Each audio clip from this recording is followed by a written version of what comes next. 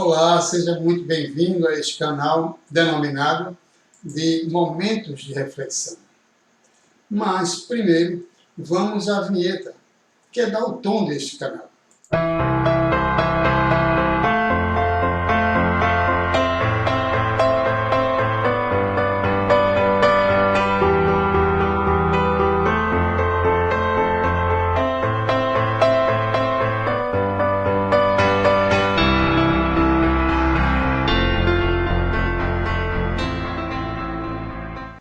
O tema hoje é a importância da vinda de Jesus, que tem uma relação muito forte com um passado longínquo, por conta desse caminho que a humanidade estava trilhando. E para compreendermos melhor a importância da vinda dele, precisamos voltar a esse passado, desde a época em que os hebreus estavam escravizados no Egito. Após a sua libertação, que foi conduzida por Moisés sob a vontade de Deus, iniciou-se a famosa saga pelo deserto, que passou a ser conhecida como o Êxodo dos Hebreus. Logo após a travessia do Mar Vermelho, que se constitui uma passagem bíblica muito importante nesse Êxodo, aconteceu o momento histórico mais importante para a humanidade. Moisés recebeu de Deus, no Monte Sinai, duas tábuas de pedra, contendo os 10 mandamentos, que seriam as leis que o homem deveria seguir em todos os tempos. Porém, durante o Êxodo, Moisés enfrentou muitos problemas disciplinares na condução daquele povo, uma vez que nessa jornada pelo deserto, os hebreus enfrentaram situações muito difíceis. Sofreram de fome, intempéries, sede, calor intenso, etc. E então, aqui e acolá, esse povo se rebelava contra Moisés, que era seu grande comandante e líder espiritual. Inclusive, se rebelavam até contra Deus, por conta dessas grandes dificuldades enfrentadas. E esse tipo de comportamento de falta de resiliência e pouca fé teve origem nos maus costumes que eles tinham herdado dos egípcios que eram politeístas. Então, Moisés, preocupado em conter essa desunião, esse tipo de mau comportamento que levaria o povo à desagregação, e sair do bom caminho em desobediência aos mandamentos de Deus, teve que tomar medidas muito duras e, para isto, criou normas bastante rígidas e, para impor, temor e imprimir autoridade a elas, disse que teriam sido vindas de Deus. Foi dessa forma que ele passou a controlar o povo a ferro e fogo. E uma dessas normas rígidas que ele adotou foi a famosa Lei de Talião, que foi editada originariamente na Mesopotâmia, pelo rei Hammurabi, lá no século XVIII a.C. Essa lei estabelecia que o homem seria condenado a pagar na mesma moeda, na mesma intensidade, o mal que tivesse infligido a outrem, inclusive a morte. Essa lei também era conhecida como a lei de retaliação, e depois passou a ser conhecida como olho por olho e dente por dente. Ora, vejam só, como Deus incluiu entre seus mandamentos não matarás, ele, portanto, não poderia se contradizer autorizando Moisés a editar decretos que permitissem matar. Isto não faz o menor sentido, até porque As leis de Deus são imutáveis e eternas. E a essência de perfeição absoluta e de amor infinito de Deus não combina com tal situação. Matar, jamais. E, portanto, a lei olho por olho, dente por dente, jamais poderia ter a concordância de Deus. E 1400 anos depois, quando Jesus chegou, essas normas ainda perduravam com muita força no seio dos hebreus, que nesse tempo eram mais conhecidos por judeus. Bom, e como lembrança muito importante da aplicação da tal lei, olho por olho e dente por dente, na época em que Jesus estava aqui, lembremos daquela passagem da mulher adúltera que foi levada à praça pública pelo povo para ser apedrejada até a morte. E o apedrejamento somente não ocorreu por causa da intervenção de Jesus. O início do ministério de Jesus foi basicamente curando enfermidades, cegos, paralíticos, livrando os endemoniados de seus tormentos, e atraía multidões que o seguiam, vinda de todas as partes de Jerusalém, da Judéia e de muitos lugares situados ao longo do Rio Jordão. Em razão dessas obras, Jesus ficou muito conhecido e também muito famoso.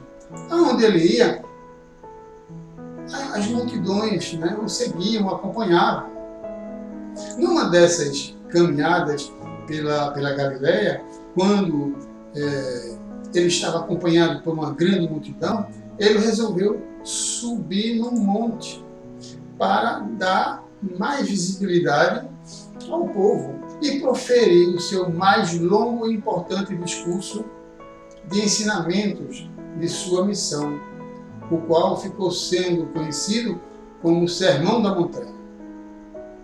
O povo, naquela época, estava caminhando por estradas tão contrárias à vontade de Deus, que a essência do Sermão da Montanha foi o apelo de Jesus aos seus seguidores para serem diferentes de todos os demais, porque o caminho que esses outros estavam traçando não condizia com as leis de Deus. Então, ele bateu muito fortemente na necessidade de se observar princípios éticos e morais e de se praticar o amor, o perdão, a benevolência, a caridade, a tolerância, a humildade, etc. E fez ver a importância de que a vida que nós deveríamos mirar era a vida futura. E não é essa que estamos vivenciando agora, que é efêmera, passageira, mas aquela que nos propicia a vida eterna, mergulhada na verdadeira felicidade. Ele veio, então, para nos ensinar o caminho que devíamos seguir. Bom, e ele disse: eu sou o caminho, a verdade e a vida. Ninguém chega ao Pai senão por mim. Ele também disse: eu sou a luz do mundo. Quem me segue não andará em trevas, mas terá a luz da vida. Então, ele iniciou o Sermão da Montanha falando das bem-aventuranças, que tem um sentido transcendente, que vai muito além de nossas percepções cotidianas. E ainda nesse sermão, Jesus se apressou em corrigir distorções na interpretação das leis de Deus, decorrentes decorrentes, né, das normas que foram criadas por Moisés para controlar um povo desobediente. Então ele disse: ouvistes o que foi dito aos antigos, olho por olho e dente por dente. Mas eu, porém, vos digo que se alguém bater na tua face direita, dá-lhe também a outra. Nessas palavras, ele condenou o ódio, que naquela época era um sentimento muito comum e bastante disseminado. Depois, mais uma vez, ele fez referência a uma outra antiga tradição que também era muito difundida, né, e que estimulava o povo a amar o próximo e odiar os inimigos. Só que o próximo para eles eram os familiares e amigos. Então Jesus retificou, dizendo que era para se amar os inimigos também. Fazer o bem aos que nos odeiam, orar por aqueles que nos perseguem e nos maltratam. Portanto, nessas passagens, como em outras, ele combateu o ódio, esse sentimento aniquilador da raça humana, e enfatizou a necessidade da prática do amor, indiscriminadamente. Ele deu o verdadeiro sentido da lei de Deus e foi enfático dizendo: eu não vim destruir a lei, mas fazer cumpri-la. Ou seja, ele veio dar o verdadeiro entendimento da lei de Deus. E disse mais ainda: arrancada será toda a planta que meu pai não plantou. Disse isso fazendo menção àquelas normas e tradições e costumes contrárias às leis de Deus. Já na passagem da parábola do bom samaritano, Jesus deu um ensinamento muito claro sobre a nossa destinação futura e sobre o real sentido da vida. Naquela parábola, ele deixou absolutamente claro que quem não agisse com caridade para com o próximo, ou seja, seus irmãos, lembrando que todos os homens são filhos de Deus, são filhos de um único Pai, o mesmo Pai, e, portanto, todos são irmãos. E se não agisse com caridade para com seus irmãos, não obteria a salvação, ou seja, não entraria no reino dos céus.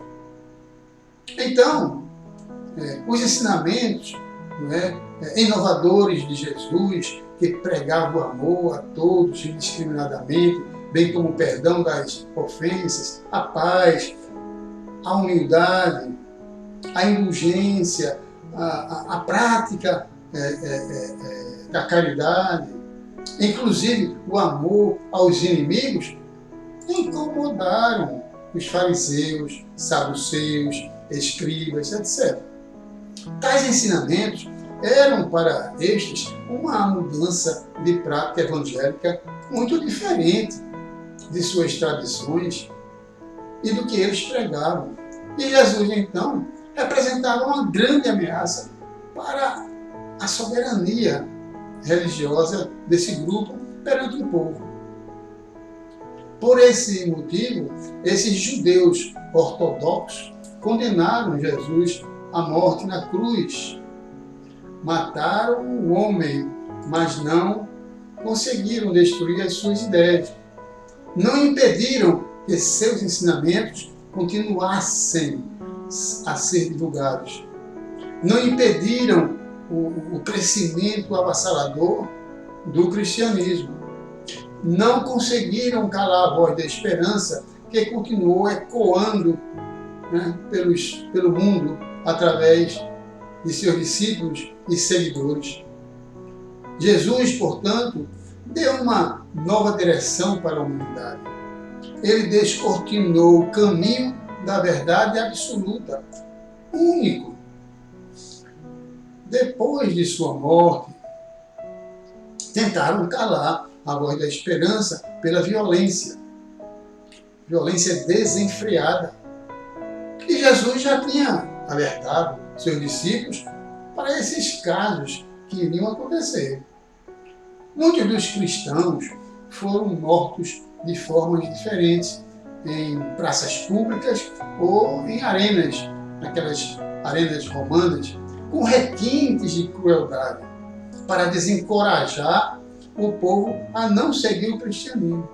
Não seguir o cristianismo. Lembro de uma passagem contida no livro 50 anos depois, psicografado pelo médium Chico Xavier e ditado pelo Espírito Emmanuel, em que é narrado o êxtase dos cristãos cantando louvores a Deus, quando se aproximava a hora da morte, a hora de serem executados nas arenas romanas. Eles simplesmente morriam felizes, com alegria estampada nos rostos, por estarem em sintonia direta com Jesus. Entretanto, depois de mais de 300 anos da morte de Jesus, finalmente o imperador romano Constantino se converteu ao cristianismo e tornou a religião oficial em todo o império. Portanto, a importância da vinda de Jesus também está na mudança que ele causou no entendimento do povo sobre o verdadeiro sentido das leis de Deus. Amar a Deus acima de todas as coisas e ao próximo como a si mesmo. E acrescentou: aí está toda a lei e os profetas. Ou seja, tudo sobre a lei de Deus, absolutamente tudo, inclusive aquilo que os profetas falaram, escreveram, tudo estava inserido nesses dois mandamentos. E disse mais: para se ter um melhor entendimento da lei, ele acrescentou: não faças com o outro aquilo que não queiras que faças contigo. Muito simples. Na verdade, quando Jesus resumiu a lei de Deus nesses dois grandes mandamentos, tinha uma razão de ser. Quando pensamos, agimos e nos comportamos com o outro, tendo Deus no coração e amando o próximo como Ele nos ensinou, não se abre espaço para a prática do mal. Só o bem prospera. Portanto, a vinda dele foi muito importante para a humanidade, para levar nosso pensamento para as coisas espirituais e tratá-lo aqui e agora não como meta principal de nossas existências, mas como instrumento para nossas conquistas futuras, para a nossa elevação espiritual. Falando nesse o aqui e agora, eu me lembro de uma historinha que eu escutei, que foi mais ou menos assim. Certo homem, uma vez conversando com Deus, perguntou a ele o seguinte: Deus, para você, o que é 1 milhão de anos? E Deus respondeu: para mim, é um segundo. Aí o homem fez uma outra pergunta: Deus, para você, o que é 1 milhão de dólares? Então Deus respondeu: para mim, é 1 centavo. Então o homem se animou e disse: Deus, então me dê esse 1 centavo? Aí Deus respondeu: é para já, aguarde só 1 segundo. Moral da história: o homem que teve o privilégio de conversar tete a tete com Deus, ao invés de aproveitar aquele santo momento para reivindicar coisas da vida futura, que são as mais importantes da vida do homem, preocupou-se em reivindicar coisas do imediatismo, do aqui e agora. Portanto, Jesus foi para nós o Salvador, mas não aquele Salvador que as religiões dizem que ele teria vindo para pagar os pecados dos homens. Não. Ele veio para nos guiar pelo caminho da luz. Ele veio para nos livrar das consequências danosas, penosas, que nos afastavam do caminho da eterna e verdadeira felicidade, que nos aguarda no reino dos céus. Veio para salvar a humanidade do abismo espiritual em que ele se encontrava. Ele veio também para nos dizer pessoalmente, sem intermediário: eu amo a todos vocês.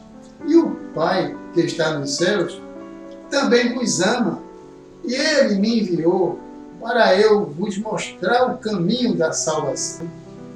O caminho para se alcançar a verdadeira vida.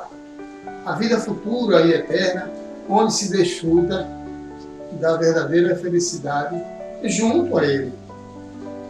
Finalmente,